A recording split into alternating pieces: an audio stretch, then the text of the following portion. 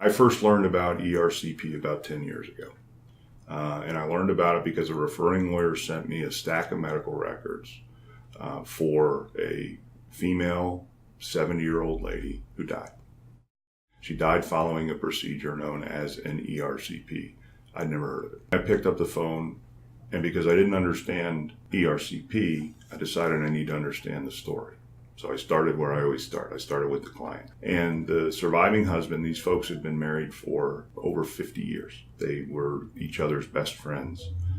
They literally grew up together. They're married as teenagers. His wife was talked into getting this ERCP by her gastro doctor, who told her it was like a colonoscopy. That may not be the most pleasant procedure, but it doesn't kill you. So they were told they were going to go to a surgery center. It's an in and out procedure.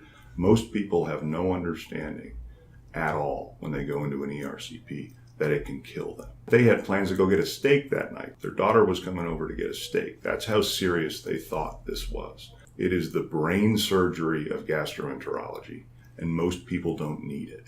So what we found out in that case, once he told the story, now I get it, this must be something I need to look into. So I sent the records out to an expert, professor at the University of California, San Francisco. He calls me a week later and he said, this lady didn't need an ERCP. And he was the first one to teach me that there are set standards under which ERCPs need to be performed because they are risky, because they are dangerous.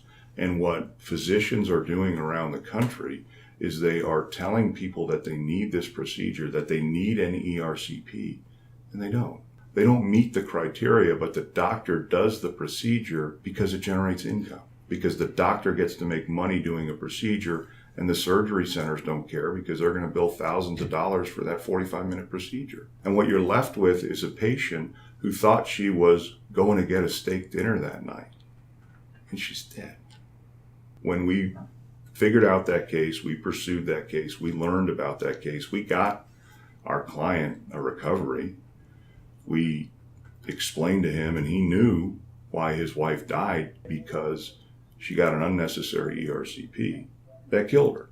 And moving forward from that, we decided that not only were we going to look for and pursue ERCP cases because we know that these procedures are killing people, but also to try to educate the public so that if you ever hear those 4 letters when you're sitting in a doctor's office, that you make darn sure that you don't undergo that procedure until you really have to, because it's dangerous, because it can kill you.